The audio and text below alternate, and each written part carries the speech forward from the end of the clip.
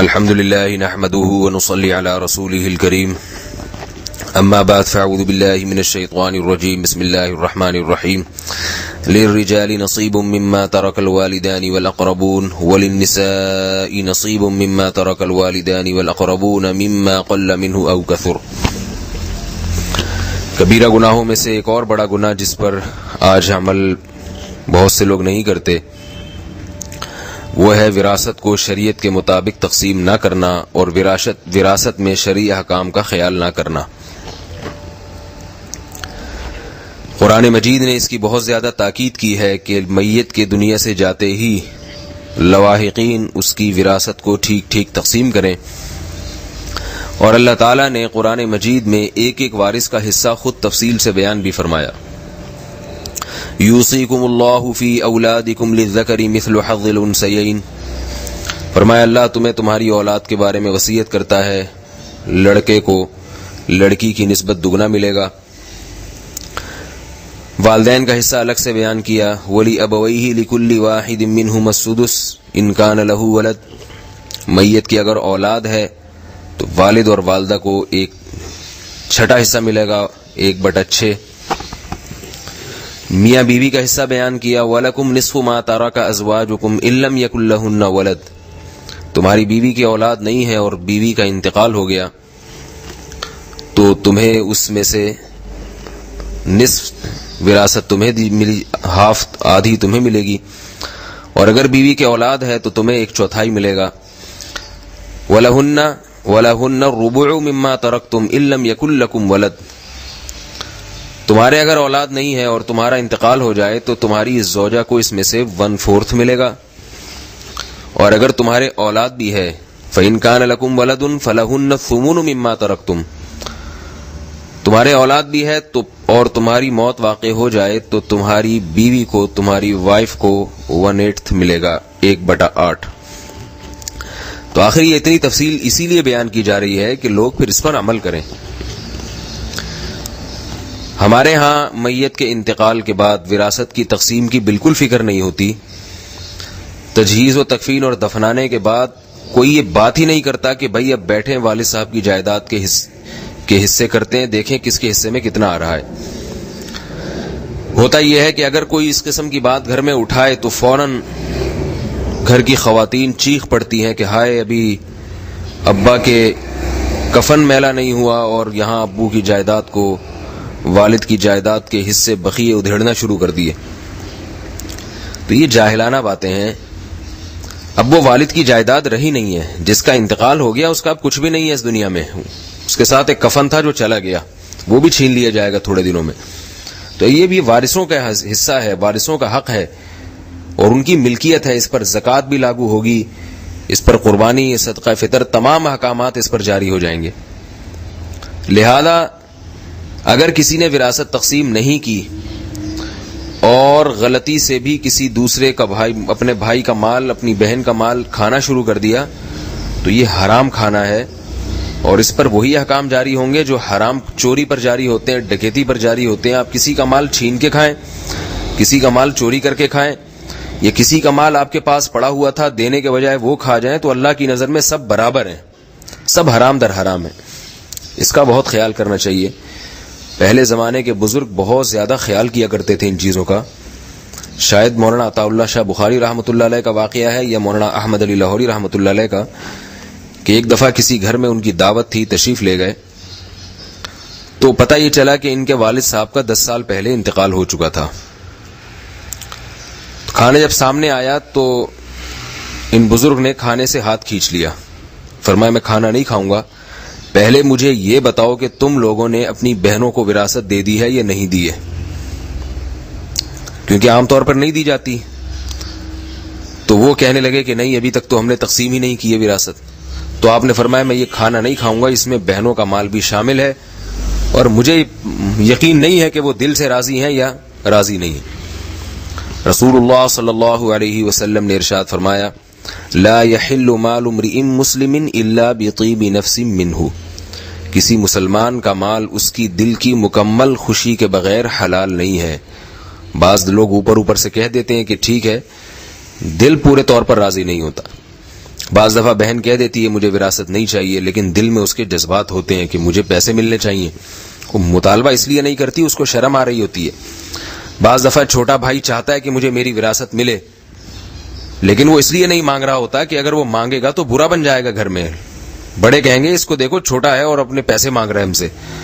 تو یہ سب چیزیں بدتمیزی سمجھی جاتی ہیں ہمارے معاشرے میں، اس لیے مانگتے نہیں ہیں. لیکن دل میں ہوتا ہے کہ مجھے میرے پیسے ملنے چاہیے. تو یاد رکھیے اس کے دل میں ذرہ برابر بھی خیال آ گیا تو بڑے بھائی کے لیے اب اس کا مال حلال نہیں ہے. اس کو مال اس کے تقسیم کر کے اس کے ہینڈ اوور کیا جائے، اس کے قبضے میں دیا جائے. بہنوں سے معاف کرا لیا جاتا ہے. میں کہتا ہوں بہن کو وراثت دو، پھر کہو کہ معاف کر کے ہمیں یہ پیسے واپس کر دو. دیکھیے پھر کتنی بہنیں واپس کرتی ہیں. تو اللہ تعالیٰ نے قرآن مجید میں حکم دیا کہ ہم نے وارثین کا جو حصہ رکھا ہے مما قل منہ او کثر، میت جتنا مال چھوڑ کے جائے وہ مال زیادہ ہو یا تھوڑا ہو، دونوں میں وراثت برابر تقسیم کی جائے گی. ایک ایک چیز میں وراثت جاری ہوتی ہے، ایک ایک چیز میں وراثت جاری ہوتی ہے. یہ ہماری شریعت کا حکم ہے. تھوڑے مال میں بھی زیادہ مال میں بھی. جو چیزیں کم ویلیو کی ہیں، کم قیمت کی ہیں، ان میں بھی وراثت تقسیم ہوگی. والد صاحب کی گھڑی تھی، والد صاحب کا کیلکولیٹر تھا، والد صاحب کا کمپیوٹر ہے، اس میں بھی وراثت جاری ہوتی ہے. رہا یہ مسئلہ کہ بھائی ان کی تقسیم کیسے کی جائے، تو یہ فیصلہ آپ خود نہ کریں، آپ کسی مفتی سے رابطہ کریں کہ بھئی آپ بتائیے والد صاحب کا لیپ ٹاپ وراثت میں کیسے تقسیم ہوگا، والد صاحب کی گھڑی کیسے تقسیم ہوگی، والد صاحب کی جائے نماز کیسے تقسیم ہوگی، والد صاحب کی تسبیح کیسے تقسیم ہوگی. تو انشاءاللہ مفتی حضرات آپ کو بتائیں گے بھئی ایسے تقسیم ہوگی. اس کے طریقے ہیں، کوئی چیز ٹوٹتی نہیں ہے، کٹتی نہیں ہے. بعض لوگ یہ کہتے ہیں کہ ہمارا مشترک گھر ہے، اگر ہم یہ بیچ کے اس میں وراثت تقسیم کر دیں تو ہم کہاں جائیں گے، سڑک پہ آ جائیں گے ہم. تو یاد رکھیے اس کا بھی حل موجود ہے. آپ علماء سے رابطہ کیجئے، علماء بتائیں گے کہ بھائی کس طرح سے گھر کو بکنے سے بھی بچایا جا سکتا ہے اور بہنوں کا حق بھی نہ مرے. اس کی ایک مثال کے طور پر ایک آسان صورت بتاتا ہوں کہ کسی بہن کا گھر میں حصہ ہے، مثلاً 25% بہن کا حصہ بن رہا ہے، 25% بہن کا حصہ بن رہا ہے. تو اگر آپ کے لیے گھر بیچنا مشکل ہے، بہتر تو یہی گھر بیچ کے اس کا 25% اس کو بہن کو پکڑا دیں آپ، اور اپنے لیے کوئی چھوٹا موٹا فلیٹ خرید لیں. یہ نہ ہو سکے تو بہن کو اس پہ راضی کر لیں کہ بھئی یہ 25% تم اس میں شریک ہو، تو جب تک ہم یہاں رہیں گے اس گھر میں 25% کرایہ تمہیں دیں گے. ہم اس گھر کا رینٹ لگایا جائے گا. کل رینٹ کتنا ہے اس کا؟ فار ایگزامپل اس گھر کا رینٹ 1,00,000 روپے بنتا ہے، تو ہم آپ کو 25,000 روپے ہر مہینے دیں گے، کیونکہ 25% ہم آپ کا گھر استعمال کر رہے ہیں. بہن 100 دفعہ کہ نہیں مجھے نہیں چاہیے، میں ایسی نہیں ہوں، میرا گھر ہے، رہو تم لوگ، آپ اس کو دیں، ہینڈ اوور کریں، 25,000 اس کو پکڑائیں کہ بھئی یہ آپ کا حصہ بنتا ہے، آپ اس کو لیں. لینے کے بعد وہ واپس کر دے تو ٹھیک ہے، پھر یہ اس کی علامت ہے کہ دل سے راضی ہے. لیکن میرا خیال ہے کہ پیسے جب ایک دفعہ بٹوے میں آتے ہیں، جیب میں آتے ہیں، تو پھر واپس کرنا بڑا مشکل کام ہوتا ہے انسان کے لیے. تو یہ اللہ کی حدود ہیں. اللہ نے قرآن مجید میں فرمایا یا ایھا الذین آمنوا لا تأکلوا اموالکم بینکم بالباطل، اے ایمان والو ایک دوسرے کا مال باطل طریقے سے نہیں کھاؤ. اور یاد رکھیے کسی غیر کا مال باطل طریقے سے کھانا یہ بھی حرام، اپنے خونی رشتوں کا مال باطل طریقے سے کھانا یہ اس سے بڑا حرام ہے، اس سے بڑی حرمت ہے اس میں بڑا گناہ ہے. جیسے رشتہ داروں سے احسان کرنے کا ثواب زیادہ، رشتہ داروں پر ظلم کرنے کا ثواب بھی زیادہ ہے. اور یہ بھی یاد رکھیے کہ اگر آپ کے وارثین میں نابالغ بچے موجود ہیں، نابالغ بچے، تو ان کا حق تو بہت ہی زیادہ ہے. وہ تو یتیم ہے، اور یتیم کا مال وراثت کا جو شخص کھائے گا، عام طور پہ بڑے بھائی بہن جو ہے نا وہ چھوٹے بھائی کے مال کھا جاتے ہیں، کھاتے رہتے ہیں بڑے آرام سے.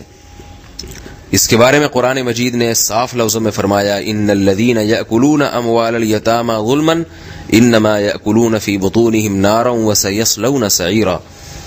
فرمایا جو لوگ یتیم کا مال کھا رہے ہیں، وراثت نہیں دیتے ان کو، یا ان کی وراثت کو محفوظ نہیں رکھتے، تو وہ ایسے ہے جیسے جہنم کے انگارے کھا رہے ہیں، آگ کے انگارے، اور قریب بھڑکتی ہوئی آگ میں یہ لوگ داخل ہوں گے.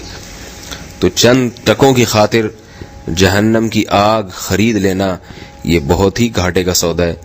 تو بھائی اس پر خوب خیال کیا کریں. جن لوگوں نے وراثت تقسیم نہیں کی ہے اس رمضان میں وہ سچے دل سے توبہ کریں اور گھر جا کے وراثت کا حساب و کتاب لگائیں، دیکھیں کس کا کتنا حصہ بنتا ہے. اس کے بعد مفتیان کرام سے رابطہ کریں کہ بھئی ہمیں تقسیم میں یہ مشکلات پیش آ رہی ہیں، ان مشکلات کا آپ شرعی حل بتائیں تاکہ ہماری وراثت بھی تقسیم ہو جائے، جس کا جو حصہ ہے وہ اس کو مل بھی جائے اور کوئی کسی کا مال دبا کے نہ بیٹھا رہے، اور ساتھ ساتھ یہ بھی ہو کہ کوئی ایسی آسان صورت ہو کہ یہ چیزیں بکنے بھی نہ پائیں، ہم روڈ پہ نہ آ جائیں گھر بکا کے پتہ چلا کہیں کچھ رہنے کو جگہ نہیں ہے۔ تو ایسی تمام صورتیں ہوتی ہیں، اس کے لیے علماء سے رابطہ کیا جائے۔ تو اگر یہ کام آپ نہیں کرتے، اپنی سی کوشش نہیں کرتے اور اس طرح سے کھاتے رہتے ہیں، تو حرام کھانے والے کے عمل میں اللہ برکت چھین لیتے ہیں۔ آج کتنے لوگ ہیں جن کی دعائیں قبول نہیں ہوتی، حدیث میں آتا ہے اس لیے قبول نہیں ہوتی کہ ایک شخص پراگندہ بال ہے، خوب گڑ گڑاتا ہے اللہ کے سامنے، مگر اس کا لباس بھی حرام اور اس کا کھانے والے لقمے بھی حرام، تو کیسے دعا قبول ہوگی؟ اللہ کہیں گے کہ تو جس ہاتھوں سے مانگ رہا ہے، ان ہاتھوں میں جو توانائی آئی ہے، توانائی وہ حرام آمدن سے آئی ہے۔ تو جس زبان سے مانگ رہا ہے، اس زبان میں بولنے کی طاقت جو پیدا ہوئی ہے وہ حرام کھانے سے ہوئی ہے، حرام خوراک سے ہوئی ہے۔ تیری ہر چیز حرام ہے، تو میں کس بنیاد پر تیری دعاؤں کو میں قبول کروں؟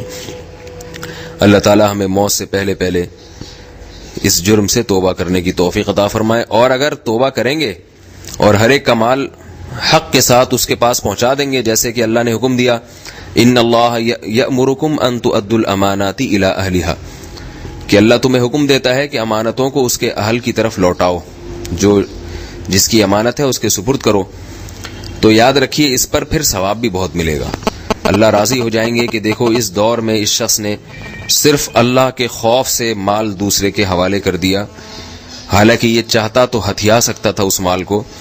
تو اللہ تعالیٰ جہاں گناہ کرنے سے ناراض بہت زیادہ ہوتے ہیں، وہاں جتنا خوش کسی گناہ سے توبہ پر ہوتے ہیں، اتنا خوش کسی کام پہ نہیں ہوتے۔ کوئی شخص کسی جرم سے توبہ کرتا ہے، حدیث میں آتا ہے اللہ اتنا خوش ہوتے ہیں کہ جیسے کسی شخص کی سواری گم گئی ریگستان میں اور سارا کھانا اس سواری پر تھا، اس کا زاد راہ اس سواری پر تھا، اور اب یہ موت کے انتظار میں درخت کے نیچے آ کے لیٹ گیا کہ بھئی اس ریگستان میں اس درخت کے نیچے اب میں بھوک اور پیاس سے تڑپ کے مروں گا۔ تو اچانک دیکھتا ہے کہ اس کی سواری اس کے سامنے کھڑی ہے اور اس پہ زاد راہ بھی ہے، تو آپ سوچئے اس شخص کی خوشی کا کیا عالم ہوگا۔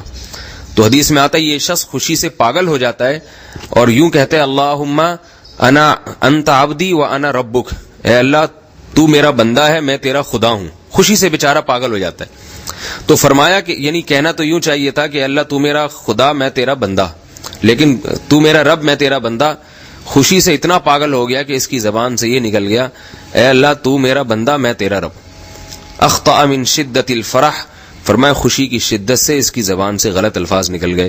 تو اس کو کم خوشی ہوتی ہے، اللہ کو اس سے بھی زیادہ خوشی ہوتی ہے، حدیث میں آتا ہے جب کوئی بندہ کسی جرم سے توبہ کرتا ہے۔ تو توبہ کیجیے، اللہ تعالیٰ خوش بھی ہوتے ہیں، مال میں برکت بھی دیں گے۔